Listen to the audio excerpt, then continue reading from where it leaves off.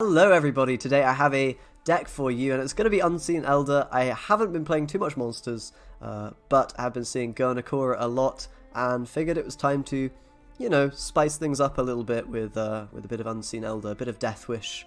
I've been having a lot of fun with this deck and I did manage to climb a bit of MMR as well on the pro ladder, so it can't be, terrible. Probably looking at a tier 2, maybe low tier 2 deck.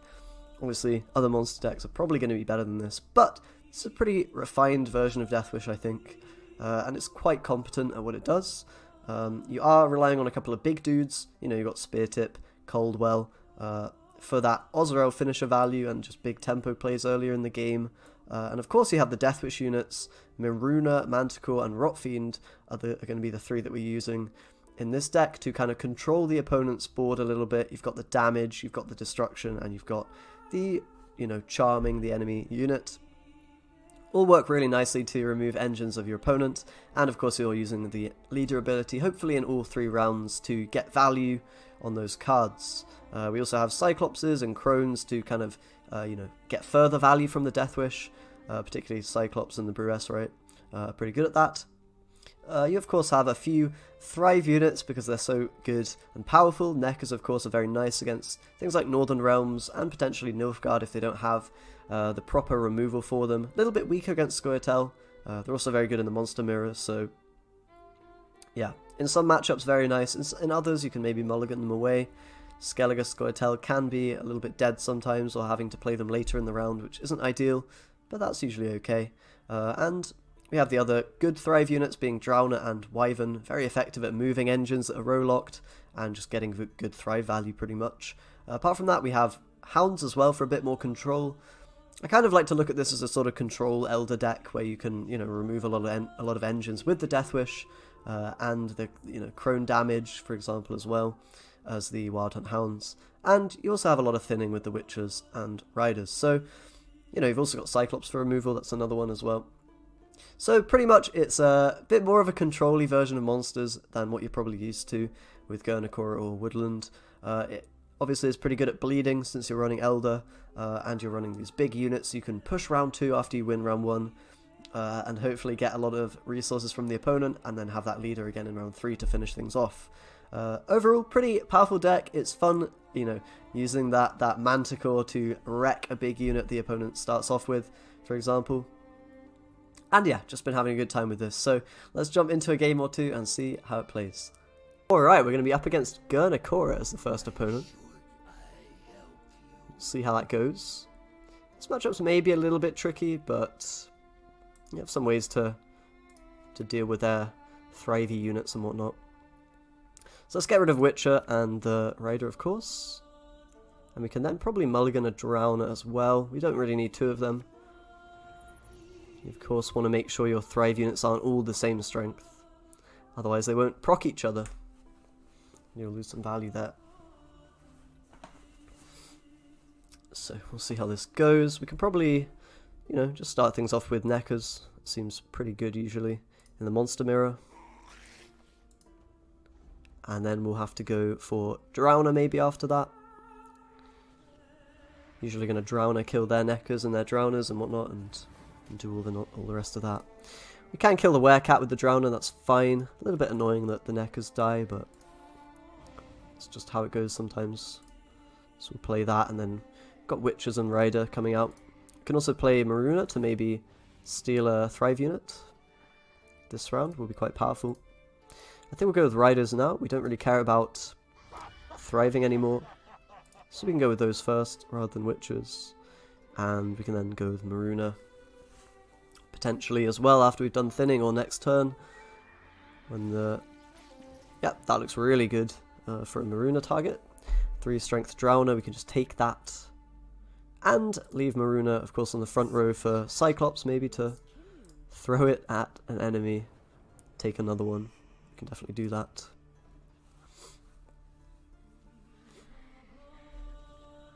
Maybe steal that fruit. If you steal the fruit, they can just play another one, so it's not like a counter or anything, but it's worth keeping in mind.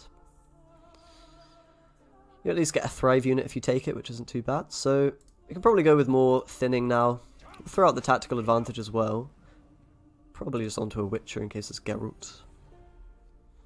And then we can go with either Crone or Cyclops, probably Crone to get a bit of carryover. There's also Rot Fiend this turn, which we can, you know, throw with Cyclops, maybe, if we want to push with that card. And that's another great unit that we can potentially steal here. So I think we are going to play the Brewess now. We also get the highest unit, which will brick the Wild Hunt Hounds and whatnot, potentially here. And we take the Fruit, which is obviously a little bit worse than Wyvern, because they can just replay it, but it's still a reasonable amount of points. Maybe some pretty nice value from that Maruna over the course of this round. And Rot Fiend is looking pretty playable if we want to get that out of the hand. It can be nice to hold on to your Deathwish guys for, you know, round 2, round 3 and whatnot, but I think playing here is probably fine. We're going to get a double Thrive with the Cyclops afterwards on the Fruit as well. And there's enough targets now at 4 strength that we can safely put that out there.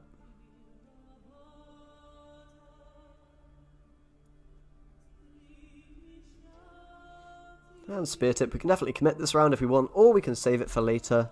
Maybe in a round 2 where we want to bleed the opponent. It's going to be pretty nice if we can do that. I think we want to throw the Rot Fiend at that Griffin, just to make sure that we have the tallest unit still. We might be bricking Caldwell. Not Caldwell actually, because it's 10 strength and wouldn't swap, but we might be bricking Wild Hunt Hounds, right? And maybe the opponent's Riders as well. So if we can keep that, you know, being the case, they probably are limited on the plays they can make here, which is what you want. Of course, we don't really want to play these last 2 cards, but we might if it's really worth winning the round here. Gernichora is a tough one, because if you try to bleed her, you know, she's quite resistant to that with her leader, giving her value in round 2. Might just be worth it to go to round 3, we'll have to wait and see. That is going to be a Crone though, and again they're trying to get the highest unit, so I think going Spear Tip here is fine. We're probably going to brick a card or 2 in hand now for them. Probably both cards, I think. Or at least we're going to make it very hard for them to actually take it here if they want to continue playing. Hopefully we'll take the round and then we can bleed a little bit in round 2, maybe with an Osrel on the top deck. We'll see. But bleeding will definitely work well for us, I think. Especially if they're the Dragon's Dream version, then we'll be doing really, really nicely against Gernichora. We want to ideally play like a really short round 2 here, just like, you know, a card or 2. Hopefully we get a Deathwish card that we can synergize nicely with the leader. So we're going to mulligan these. Unfortunately, we don't get any Deathwish synergy, which means our leader is actually kind of disabled here. So Gernichora is not, which means it's a bit risky to play here. If we play Caldwell, we might run into like a big unit from the opponent. So probably just passing here is the safest way to, you know, just get that card advantage. Unfortunately, not finding, you know, a Manticore or Rot Fiend or whatever. We are kind of low on Deathwish units now, since we played 2 in round 1. Ideally, we'll find one of these in round 3 though. Should be okay. Bit scary if they have Osrel. They can of course eat, you know, our Spear Tip that's in the graveyard, and that would be kind of bad.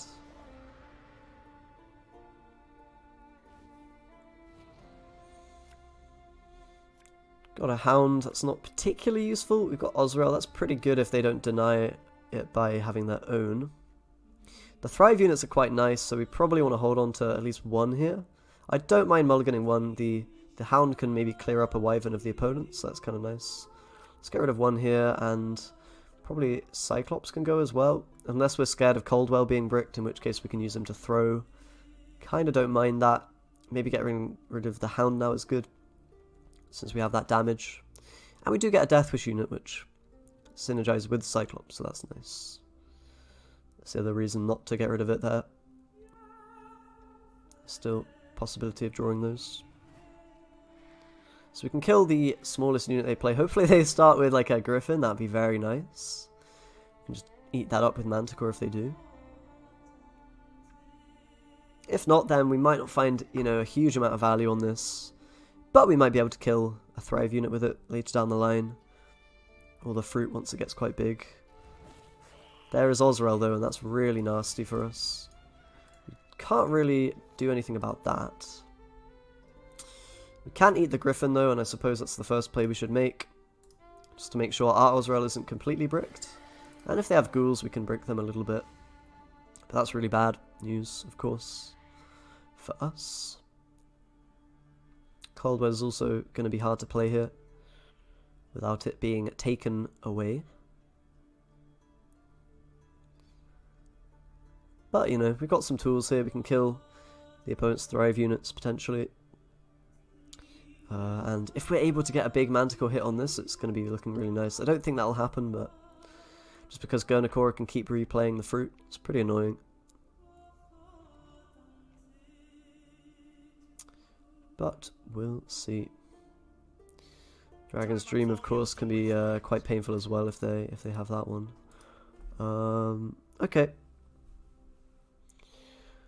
Doesn't look too crazy right now. Hopefully they have another Griffin. If they have another one, then we can be maybe getting Manticore value. Otherwise, it's going to be pretty limited, I think. But for now, we can maybe just play Wyvern. Begin to thrive a little bit.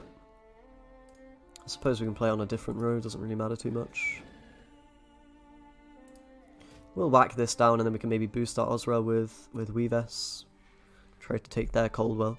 If we win the Caldwell War, then we're probably going to win the game, but it's going to be quite a hard one to actually navigate properly. And if they have tool removal in any sense, then we're probably just losing the game, to be honest. You know, Geralt or Spores or whatever else. I've seen Spores in Gernichora today, which is a bit weird, but that's how it goes sometimes. And there's the Griffin, which is really good news for us. We can get that Manticore value. We're definitely going to do that now. We'll play it on front row, of course, for the Cyclops if we want to use that interaction. Really powerful play here. Of course, we can then throw it. And if they don't go with a medium play here, there's a possibility we can snipe the big dudes by killing the low strength with the Cyclops throw and then destroying the unit afterwards with the Manticore Deathwish. You can do the same with Maruna if you have it. You can, damage a unit down to 3 and then it's pretty nice. Okay, they are going to go with the fruit. Playing around our stuff a little bit here. On the bright side, that has knocked down these guys once again, so we have a higher chance of, actually not losing our Caldwell, I suppose. So let's go ahead and crone now and damage the Osrel. It's going to make it easier for us to actually play Caldwell, and then maybe we can throw him if things get a little bit dangerous. Right now we're, a little bit behind kind of, but we do have some very good plays coming up. We know the opponents used all their crones. So unless there's a Unicorn Chironex, we're probably looking okay in this game. I think it's unlikely. There might be a Spear Tip as well, that could be kind of nasty. But Ghoul is also quite good now, just because we, gave them that Arch Griffin target. But here we can probably just play Caldwell, right? On that front row to, make sure we aren't, make sure we can play Cyclops on it if we have to onto the back row. And we have the highest unit, so they really need to save their Caldwell. And they might not be able to, depending on what their hand is like. We do, of course, have damage to damage their highest unit and a boost to boost our highest unit. So we should be winning this war, I think, most of the time. They would have to have something really, really powerful here to deny the Caldwell switching over. I guess Unicorn Chironex might be enough, but we can always throw our Caldwell at theirs or whatever to kind of, stop ours switching sides. So we're probably okay. That being said, Unicorn Chironex, 8 points each is quite a lot. I think we'll be beating that because we can always kill their Unicorn or whatever with the Manticore. So they do have a Cyclops as well. They're just going to lob it. Fair enough. We don't have the highest unit anymore, of course, so it's probably a wise move to play Cyclops here and whack the Ghoul with it. We do lose a bit of value if we do that though, so I think actually I prefer to just go for the Weaves here. Go for a bit of a boost onto the Crone at the back here. Get the highest unit. It might not seem like much, but if we lose 2 points here, that could be the game, depending what the last card is. And it is Spear Tip, that's not a problem. We can of course throw our Manticore at the Spear Tip, kill the Forktail and win by a few points. Very nice, pretty clean win, but that was very close. Anyway, let's jump into another game and see what we can do. Alright, and the next opponent is going to be Gernichora as well. Let's see if we can repeat the first game. Might be a bit harder, we'll see. Let's get rid of a Rider, of course, and we could risk getting rid of a Hound, but I don't mind having them. They're pretty nice at removing some of the 3 or lower strength engines, you know, Wyverns and whatnot. We do have Osrel and no target, but that's probably fine because we can always eat their units with it, so... We do need to get rid of a Witcher, of course. I only just noticed we have 2 of them in hand. My mistake. Okay. Riders first from the opponent. We can go with Neckers. It seems pretty good. They're really going for that highest unit to make sure we can't play Riders and Hounds and whatnot. And that's going to hurt us because we do have 2 Hounds in hand and no big unit to retake. You know, that... So, we could probably just play Drowner, I suppose, and then kill the Wyvern off with a Wyvern. Kind of works. Doesn't feel amazing, but it's good enough. Unable to use the Hounds as they went for the highest unit there. Maybe with Rotfiend we can ping it down a bit and eventually find the value. This will be harder than the first game, I imagine, since we don't have as much pressure in round 1.